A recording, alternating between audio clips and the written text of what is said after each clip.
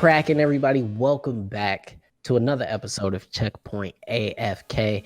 I am your host, Norris Howard, sitting here at the crib alongside with all of the wonderful people of Checkpoint. This week, we got Callie Sloan, we got Robbie Landis, and finally returning to the show, we got Weird Beard. Everybody say what's up. What up, what up? What up?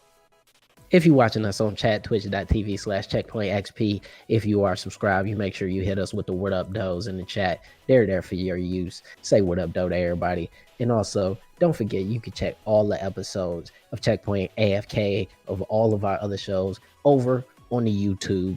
You can see all of our shows there as well. Checkpoint XP on campus, Owl's Nest, all of our stuff. And if you're watching live, you can drop those sweet subs like Vibing with Violet just did with the Twitch Prime sub coming in. Ooh. Very nice. Boy, we appreciate that. Thank you so much. And I'm loving seeing the chat light up. That's my favorite thing in the world. But as we always do, we start to show off with some reviews. So Callie, yes, do we have reviews? Yeah, do we have at least one? We do not.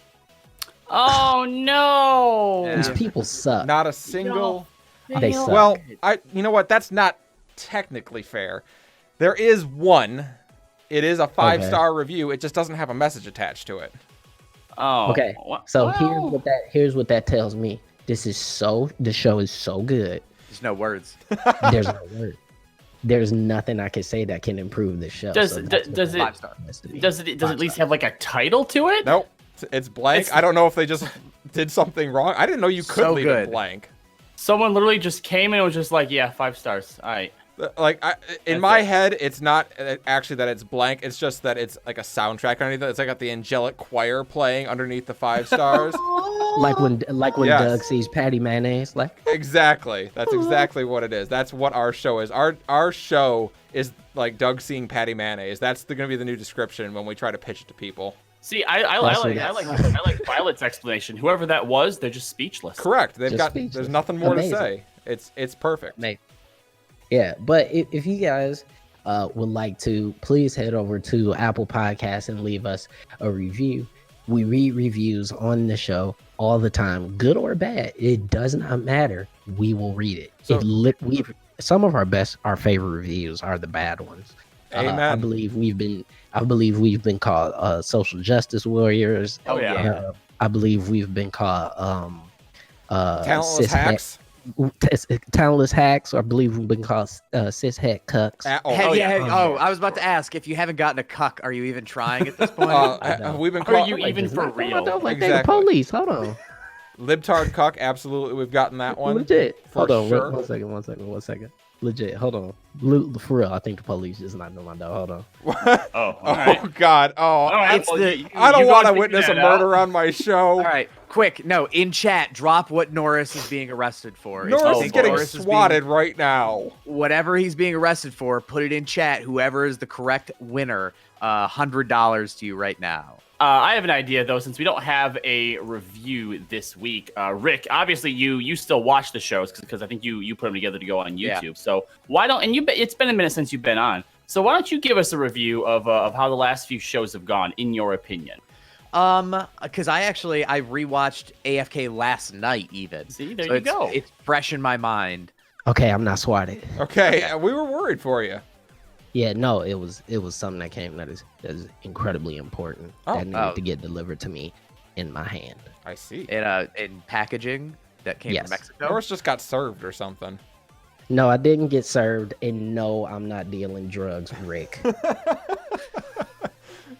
All right, those are the first two things we go to. You know why. So I'm giving so as a review for what I've seen of AFK lately. It's a lot of fun watching Callie kind of have to push back a lot on Norris, it seems like. It was interesting, though, to see everybody get along on Final Fantasy VII. I thought that was going to be the one thing that everybody... No one was more surprised than us that we got to play a game and all love it. No, let me tell you something. We were going to get along on that. I knew Robbie was going to have things to say, period. Of course. Because Robbie loves that game so much. I mean, we listen, to quote James Baldwin, He loves Final Fantasy so much that he reserves the right to criticize it furiously. And so I get it, right? Callie and I, that's not our favorite Final Fantasy. So if it was good, we were going to give it credit. Robbie, that could have been the Citizen Kane of video games. Robbie would have been like, but the fucking sled. Who cares? Fair enough. So, Norris, I do need to point out your voice is sounding much more silky smooth this episode than last. Well, that is thanks to the HyperX Shoutcaster. Cut the check, HyperX. But it's a great mic. I love it. Do you feel like you upgraded in life? Does like your life feel better now that you have that mic back? Well, yeah, because I could do this. Oh. Wait, what? Okay, so for the people who I thought it wasn't going to turn back on. So you can turn your mic off. So for the people who aren't watching, there's this beautiful red brilliance that shines from the microphone, and if I tap it, it cuts off, and it also mutes the microphone. So it's like the almost like 50% of the mic is just the light. Yeah. Yeah. Now I do have a concern about that. If you're trying to turn off the mic by tapping it, you're going to get a loud tap sound on the recording.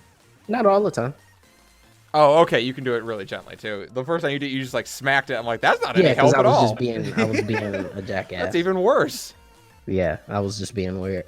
But it's good. It's good to have Weird Beard back on the show because he usually has really bad takes. Oh, for sure. So we usually need somebody on the show. Like usually, everybody else is pretty logical. We need somebody who just doesn't know what they're talking about sometimes. I can throw a bad take out there with the best of them. I feel like pretty good at it. Usually, it's food related though. It's food. Listen, yeah, usually it's food. I just want to be the wild card. I'm the Charlie Day of the group. All right. So well, you know what? We also need somebody who knows what the hell they're talking about on CS:GO, and I don't know shit about CS:GO, so we need that. Did you watch any of the streams? So on Thursday of this week, I streamed with Callie playing CS:GO instead of Valorant. Did you happen to catch any of that? I did. It was so bad. We went. It was bad. We went 2-2, or no, we went 2-1-1, right? Yeah, we went 2-1-1. Yeah, but it was still. Well, it was bad. I'll say this, Callie, you are significantly better at CS:GO than you are at Valorant.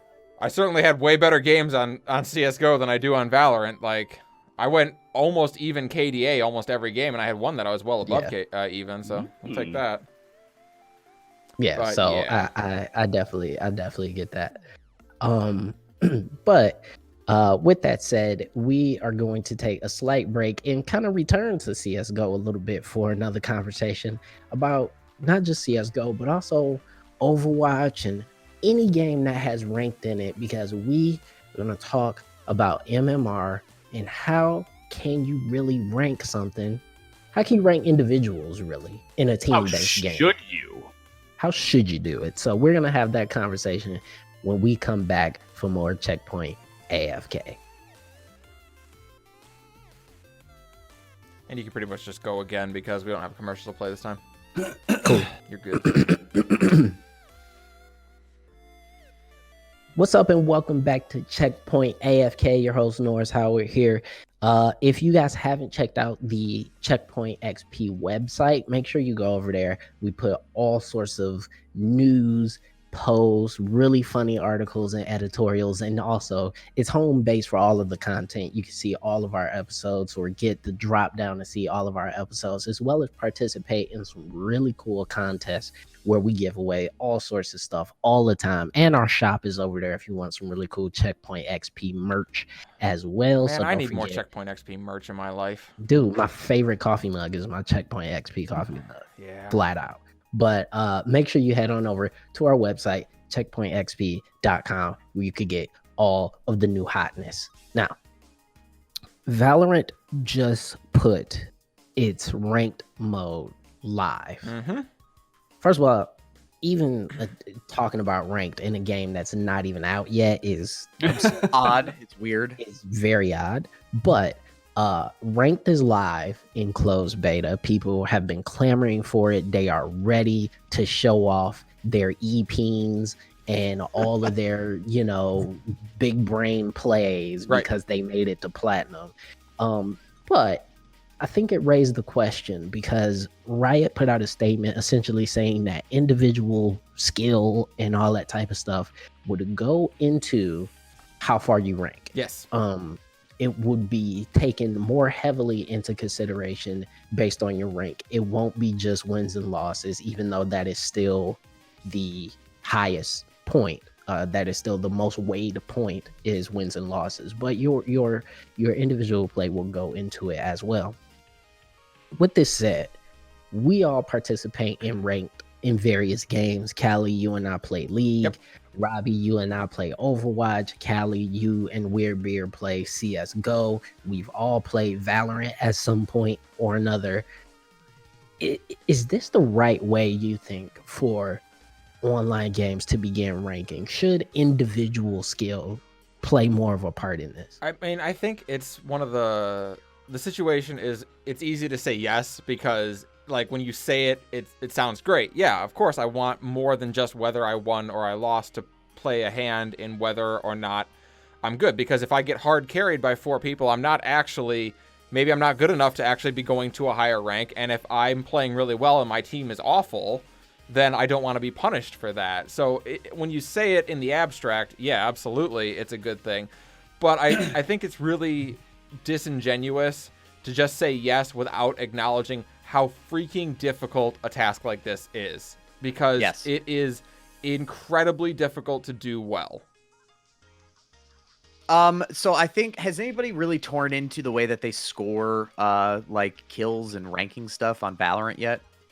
Not in Valorant, not me personally. I know how it goes in League, and I know how it works in Overwatch. So like one of the ways that I like what Valorant is doing is they place emphasis upon like when your kill happens and how many you get. So if you get 5 kills, if you get an ace in a round, like that's worth way more than getting 5 kills over 5 rounds.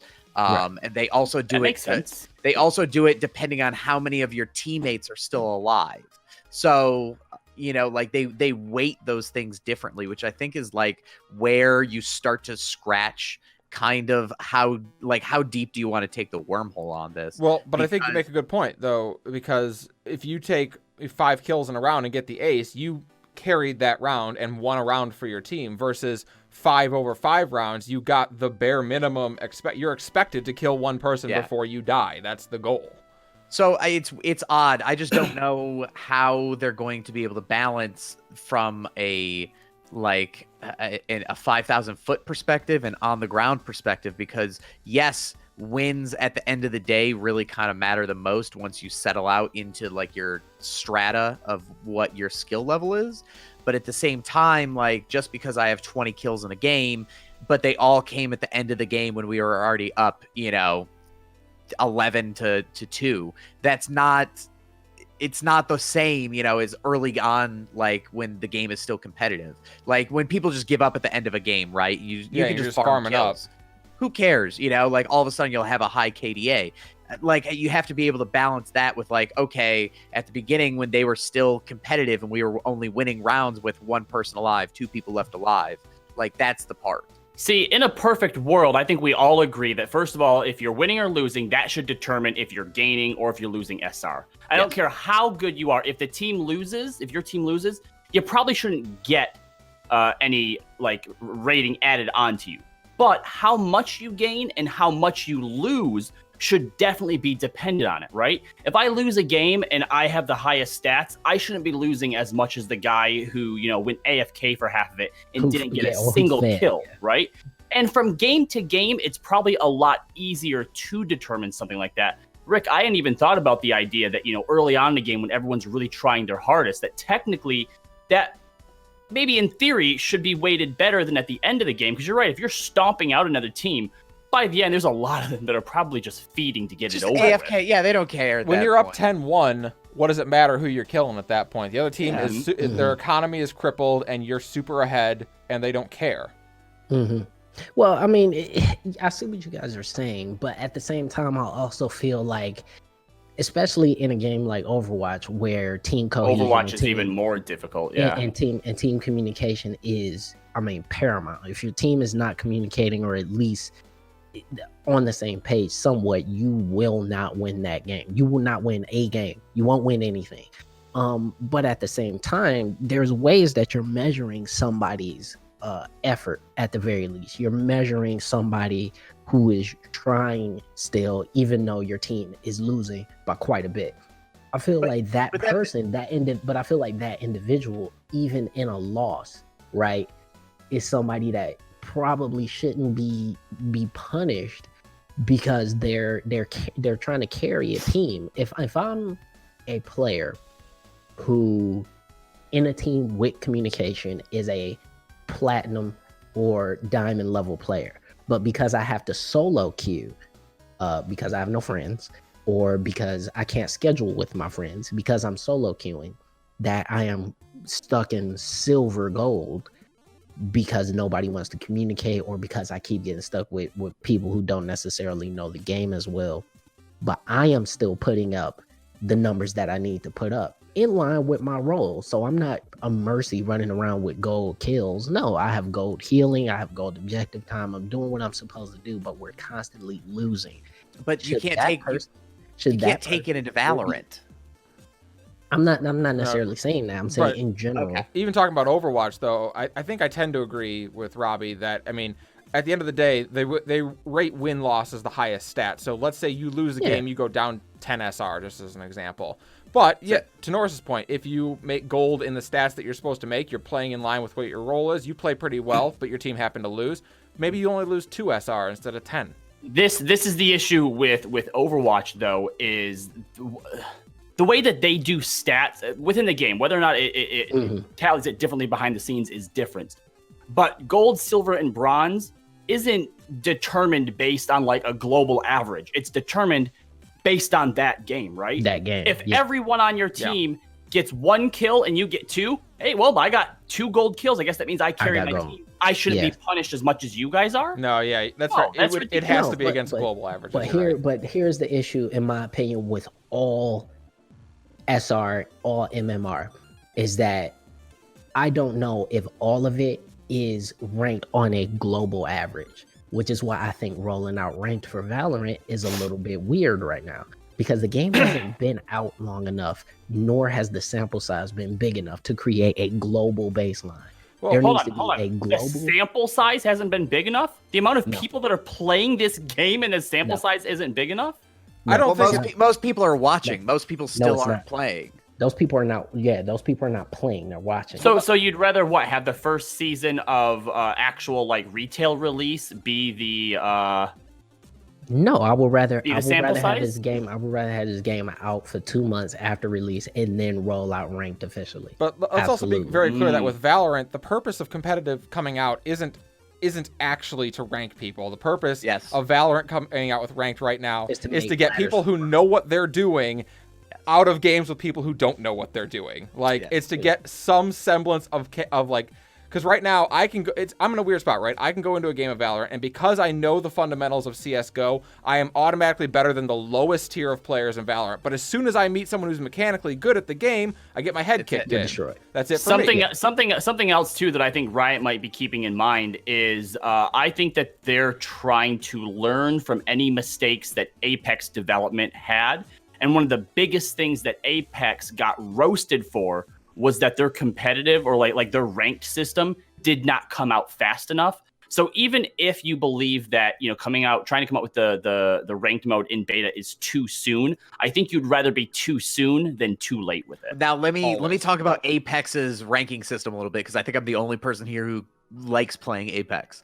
Yes. I kind of like their ranked, and here's why: is because it's an entry fee to every match you play. That's cool, but want to know why I have nothing to say about their ranking system? Because it took them so long to get it out. I stopped playing before it came out, and now I don't care. That's fine, but I'm just saying from somebody who does play it still, like it's literally an entry fee because it's a battle royale. You want to drop a whole bunch of times in a row and just try to drop as fast as possible and farm kills and you just get your head kicked in? Sure, do it, but you're going to drop in rank because like to go up, the ranking is literally just a threshold. If you have more than this amount of RP ranking points, you're in the next tier. That's what it is. But if you use that entry fee too many times, you fall below that threshold, you drop. That's it. That's just right. the way it works. But what I'm saying is that threshold is not based on anything but an arbitrary point system. It's not based on anything that has anything to do with what makes a good player. If I'm in a team with two other people who are really, really good pro level, if I queue with those two people every single time, you'll go all the way to the top. I'm getting those ranking points. Yeah. Period. So it doesn't matter how good individually that I am. So that's the point that I think it makes it flimsy and why every ranking system needs to be based on some sort of baseline. Because if I don't know what actually makes a good player, then it becomes significantly harder to determine how far somebody actually should be. Should MMR systems be front forward? But the thing is that many of these games already have these tools built in. If you go into the league client and you've played enough games in draft mode, even in non-draft, even in blind, you can go in and compare yourself based on what position you're playing with every other tier in that queue. So if you're queuing up draft pick, you can see, all right, I play a lot of Caitlyn. Here's how all the Caitlyn's in bronze, silver, gold, whatever rank are playing. Here's what they focus on. Here's what they're good at. Here's what they're not paying attention to. So you know what it is that you're supposed to actually be doing to be good, because it's all based off of baseline, but that only comes from data. That only comes from so actually people playing your game. I'd like to hear you and Callie's opinion on how you feel the MMR rating, like when you lose, when you win, how much it gives or takes away from you. Do you feel like League is better than other games you've been in? Because the other thing too is, remember, we once talked to Dr. Amin Issa on the national show about Mobalytics, which is a third party that actually helps Riot and League with all of their analytics and stuff like that. So it's definitely something that I think that League has a leg up on compared to other developers that probably do it more internally. Like Valve. Do you feel like out of all the MMR systems that you've experienced, do you think that League is probably one of the most fair and balanced? Honestly, the most fair and balanced ranking systems are in fighting games, to be honest. But again, that is because the only thing you're ranking is wins and losses. And so your individual performance is wins and losses. Right. Wins and losses.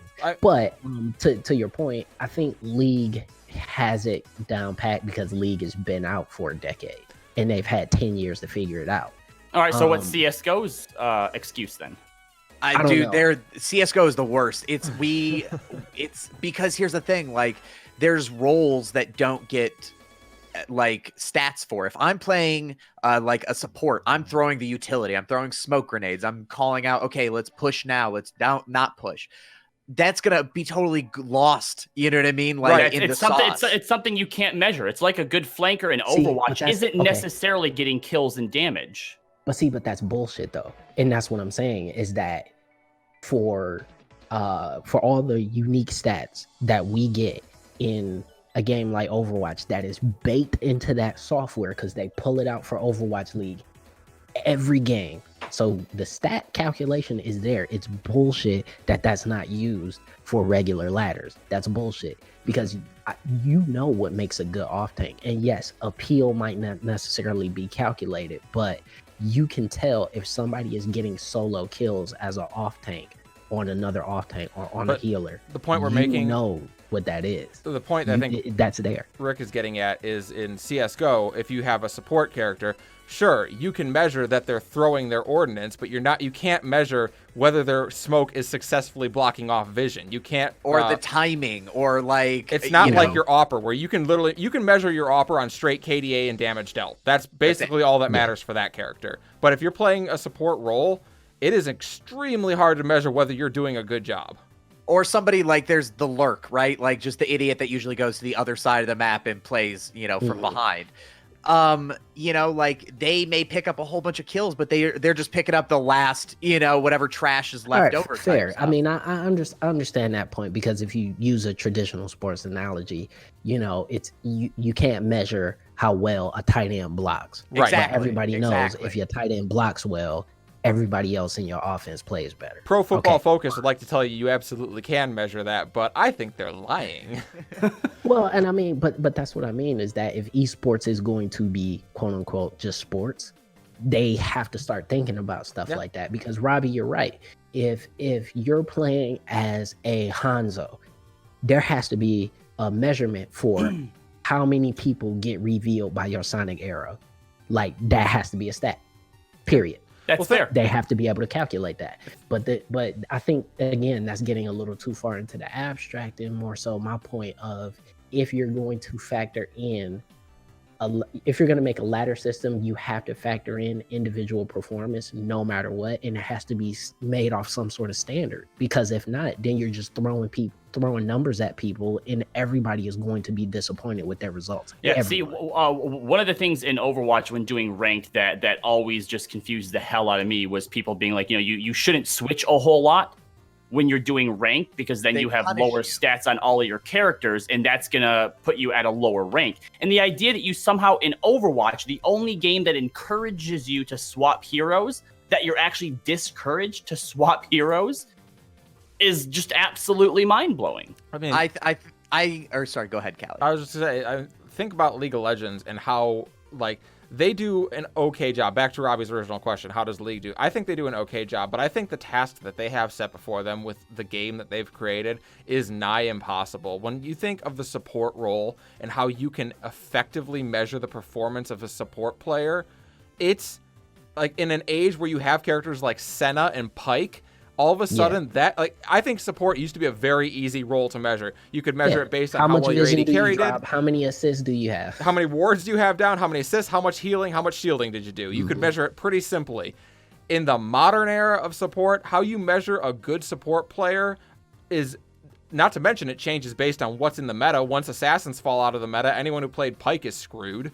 Like, I don't know. League does an okay job. And I don't think that it's because they don't want to do a better job. I think they might literally be up against the limit of what you can measure well.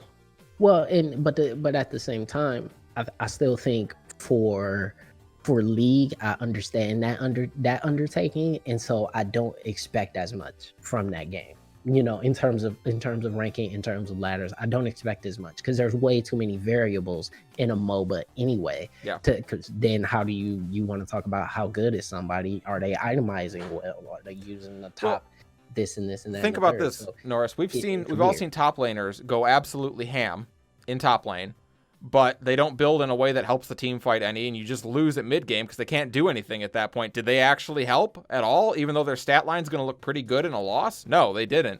I think League, honestly, is one of the only games you probably could relatively safely just measure it in wins and losses purely. Like, because there's so many weird scenarios in League. Maybe, but I think when it comes to Valorant and when it comes to building anything, they have to take individual skill into account, because in that game, more so than many other games, one person is going to affect the outcome of any given round or any given match. I mean, let's be honest. They're just doing a better ranking system than CS:GO. Like that's literally the bar that they have to hit. I'm not joking. Like, but I agree with you. And even having not played a lot of CS:GO and a lot of Valorant, even when you compare it up next to Overwatch, I get that individual performance should be better, because unlike in Overwatch, where kills don't necessarily matter, you could be getting gold kills and gold damage out of both teams, and still technically end up losing. If you get a kill, not just losing by a lot. If you get a kill in Valorant, it doesn't matter where that kill is. You helped your team. Yep. It helped. Yes, it's important. Yeah. Now, I mean, I just think they going out there. It gives me more hope for accurately putting people where they need to be. And compared to Overwatch, which is a game I love, but I also think has one of the worst ranking systems probably like ever made. It is woefully just inaccurate. Yeah, it's inaccurate. It's just not good. The last question I have here is, do you believe the MMR system should be transparent, meaning like I should know exactly where I rank compared how much I need to do to be able to go to the next rank? Absolutely. Or like CSGO is it's blind. You don't know. You could play a game and win. You could go up on Is there any downside to letting people know exactly how it is? Because I mean, even if people decide, well, I'm just going to min-max to try and game the system, I mean, okay. First of all, that should be okay, because if it's accurate, then people know what to get better at. And if somehow you think that it's not, like they end up gaming the system, and even though they're not that good, they're getting better MMR rating, well, now you know how to change it, right? Well, yeah, but I mean, it's like in CSGO, right? I could foresee, and not that I disagree with you, but I could foresee, like, what's always been said is the more bomb plants or diffuses that you get, right, the higher elo that you'll end up with at the end of the match. That may encourage people to just take the bomb and always just try to plant. You know what I mean? Like, if they know that it's not how many times you're killed, it's just try to get as many bomb plants as possible. Like, I don't know. But if that leads to more losing regardless. But if wins and losses are still ranked at the top, and you're running trying to plant the bomb and not actually trying to fight or do anything strategic, then you will lose. Other stuff will suffer. Yeah. I mean, I think that you should be able to see it. I just don't know if that will be healthy for communities long term. You know, I mean, I don't know. Maybe I just don't care. Transparency is always good, in my opinion. No matter what, tell people what exactly they need to do to rank up, and that's part of the frustrating part about many games is that I don't know what actually makes me good. I could tell you in Overwatch, yeah, I'm a pretty good Pharah, I'm a pretty good Moira. I can't really tell you what makes me good at those, besides the fact that when I play those characters, I guess I win more. I feel good. I feel good. I get medals, and they make me feel good. Yeah, I get medals, and little dopamine rushes. I get medals, and medals make me hard. Like whatever. Like, that doesn't mean anything. I need to know what actually makes me good so I can get better. But with that said, obviously we ain't got the answers. We'll never have the answers. And this is going to be something that is going to remain in the abstract until the end of time. Nobody will know why they're good at video games or why they continue to suck at them. But we are going to return with the closing segment of this episode of Checkpoint AFK. We're going to talk about AMC making a very strange decision to not share or not have any Universal movies in their theaters for the foreseeable future. Are they playing hardball? No. Are they playing hardball, or is this finally the death knell for traditional theaters? We'll talk about it coming up on Checkpoint AFK.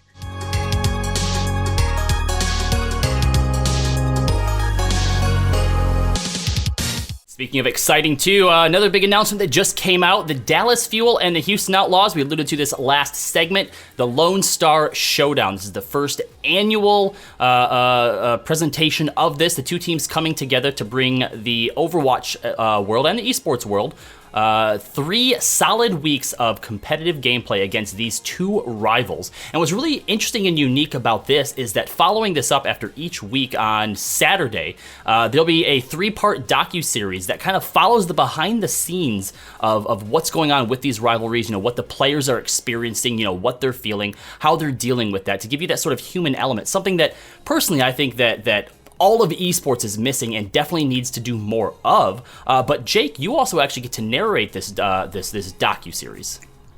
Yeah, I think it'll be really fun because, you know, I know like a lot of the players personally, and I've always liked this sort of content, you know, like getting to know people on a personal level, showing that to the fans, and just deepening the connection between the fans and the players. You know, I really like this type of content in traditional sports, and I feel that it's not something that is limited to traditional sports. Like, it's a human thing, you know, like no matter who you are or what you're interested in, you always are most interested in the people behind it. I think that's just human nature. And this is a series that can hopefully, you know, highlight that, can serve that need. All right, well, we'll definitely be talking about that more, and I look forward to seeing what comes of it, guys. Coming up next, we're going to break down some of the must-see matches of the week coming up here on the Owl's Nest. Stay with us.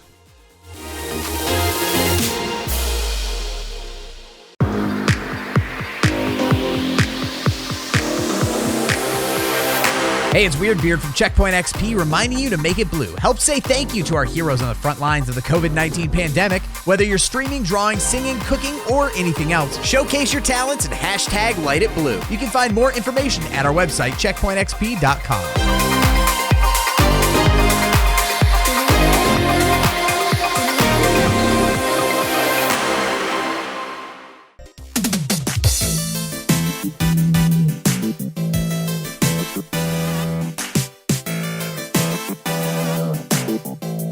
Welcome back to Checkpoint AFK. Your host Norris Howard here. Usually we talk about video games, but we're going to take a little quick sidebar right quick and talk about movies, which is something else that we also love here at Checkpoint. But, you know, AMC theaters. Now, if you are unfamiliar with AMC, they got theaters all across the world, all across North America. And they were eyeing bankruptcy already. They were already looking at bankruptcy. They're not looking that great, as no movie theaters are looking that great in a non-Marvel year. But they are having quite a public tiff with Universal Pictures over, of all movies, Trolls World Tour. Well, Now, specifically, it was their reaction to Trolls World Tour. Yes, and just to give some context, Universal made the decision in the light of the coronavirus outbreak that they would simultaneously release Trolls World Tour both in theaters and at home for video on demand. Now, they made goo gobs of money on that decision, and a lot of people, because kids were at home, they weren't at school, and they've been sitting at the crib, the video on demand did very well, obviously taking money out of the pockets of AMC theaters and other theaters across the world. AMC decided that based on that decision, they would no longer carry any Universal Pictures in their theaters. So that's Fast and Furious 9, Jurassic World. Yeah, the Fast series. Their Universal Pictures still puts out some pretty big blockbuster films. So that's where they live. live. This is a big decision. They're very much so in the like running the trailers during the Super Bowl big movies. They're not financing small indie movies. They're not doing any art house movies. Like this is all. Yeah, this is not Bad Robot. This is not right. Miramax. These are not your small budget films. These are not your Oscar bait movies done by these art house studios. These are big budget, big box office smash movies. I'd like to read the comment, because it wasn't just the fact that they put Trolls out to AMC's. Well, screw you guys. It was a comment a comment made by by Universal. I can't find the exact person, but from a Hollywood Reporter article here. Someone from Universal said the results for Trolls World Tour have exceeded our expectations and demonstrated the viability of PVOB. As soon as theaters reopen, we expect to release movies on both formats. Right. Which immediately is going to cut into AMC's profits. Period. Oh yeah. And as you said, the fact that AMC was already looking towards filing bankruptcy, right? They're screwed either way, whether they stop carrying Universal movies or whether they decide to. So hold on. Let me finish. Classic Norris. Let me finish. So from AMC's side, if we continue trying to operate with Universal doing this, we're screwed, right? If we stop carrying their movies, we're screwed. So what do they actually have to lose by making the threat of we're not going to carry your movies anymore? Still hundreds of millions of dollars is what they stand to lose. Because if they're closing anyways. No, dude, if you're gonna tell me that people are not gonna want to go out and watch the next Fast and the Furious movies in a theater, I definitely ridiculous, would, for sure. Right? Because that's where people want to go see those movies. If you're going to talk about these, you're telling me they're not going to lose money either way? Movies, no, they're going to lose money, but you don't lose all of it.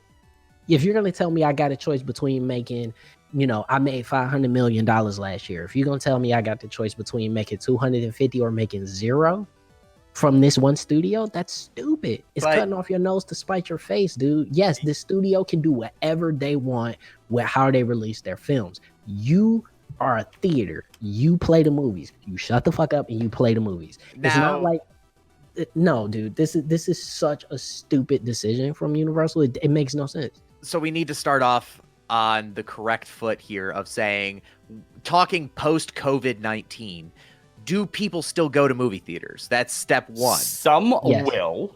And Yes. step two is, in a world where Marvel movies still exist, yes. but then that's the next point, is step two, what do people still go to movie theaters for? Do they only come out for the huge blockbuster Yep. like Marvel movies, or Yep.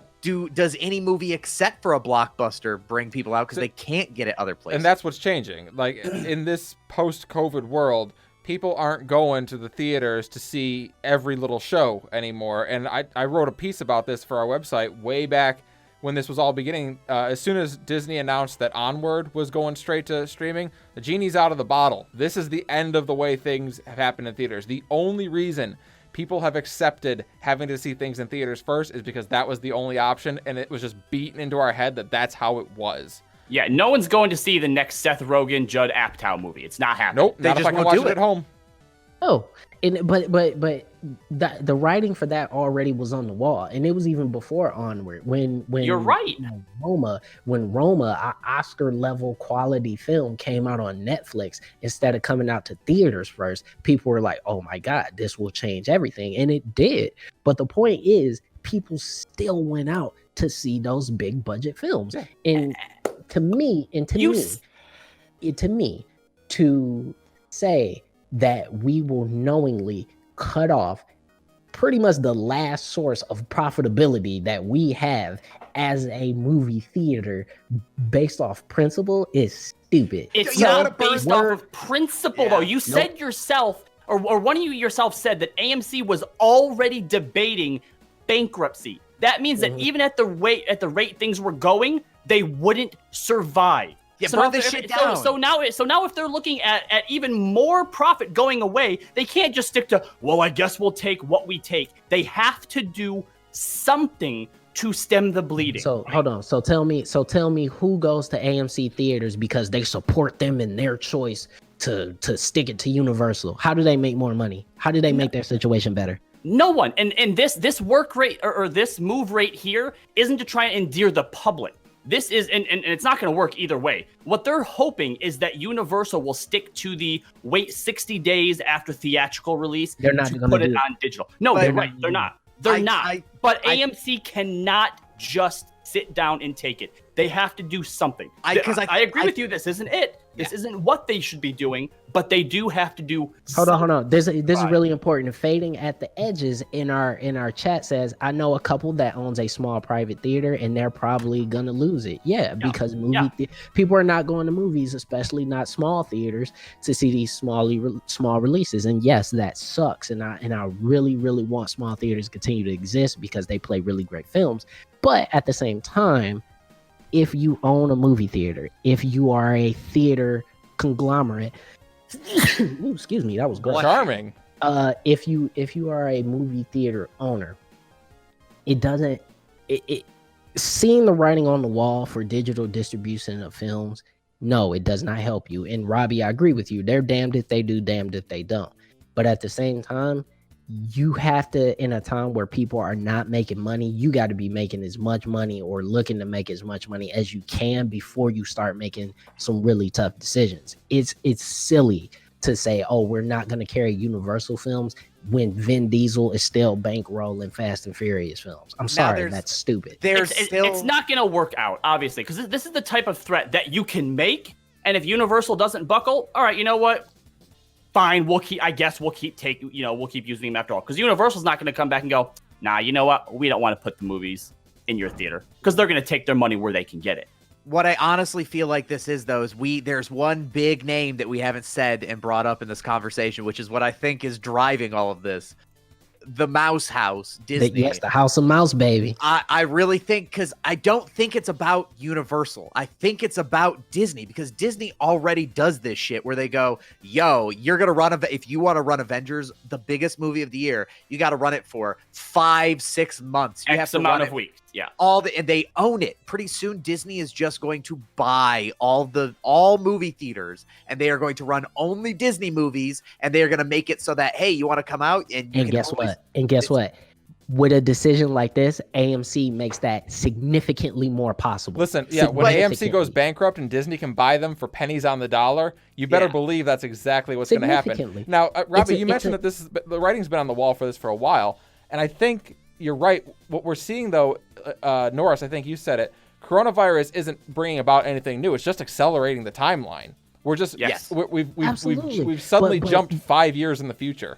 But the point that Weirbeard is bringing up is the most important point, is that Disney has enough money to go in and buy AMC and literally make them 200 seats worth of Disney movies. If they sat back and said, hey, we're running, here it is, AMC theaters running a special, go see Star Wars like it was 1977, original cut, see it in theaters. Like, they will have the power to be able to do that, and they'll have the money to be able to do that. And they'll pack that house, by the way. And it's also the only way. And they'll pack it every single time.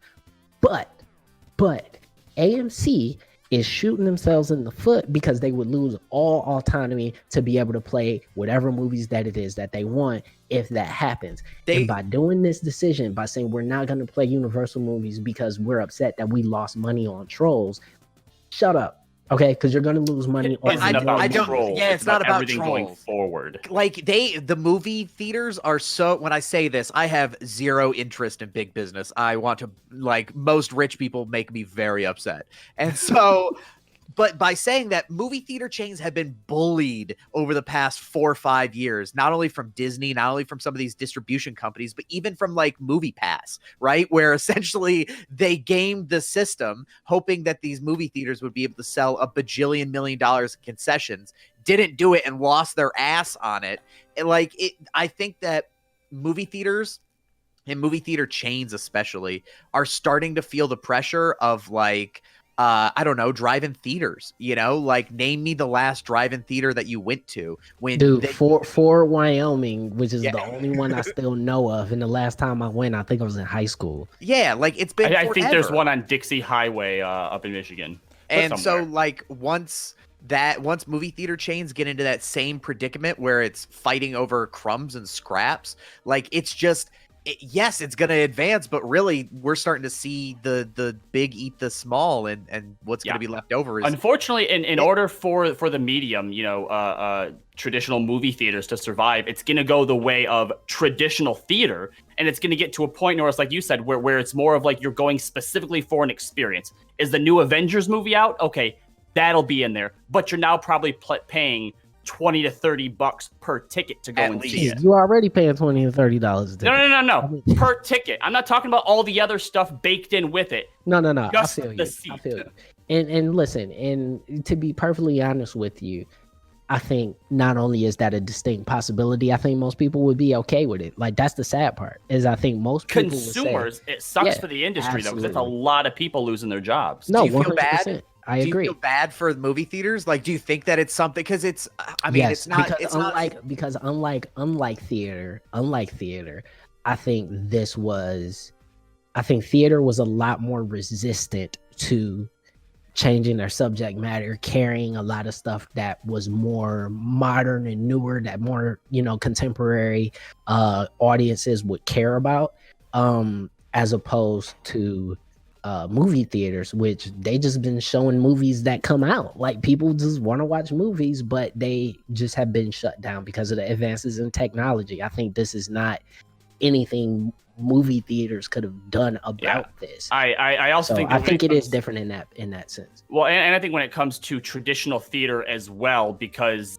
unlike with movie theaters, where, like you said, there's a future here where Disney or the big conglomerates and corporations just come in and corporatize it and turn it into their own little showroom, traditional theater was still able to keep a certain amount of their integrity. And they're like, look, people will come in and watch it if they can pay for it, but we still get to make what it is that we want to make and show what we want to show.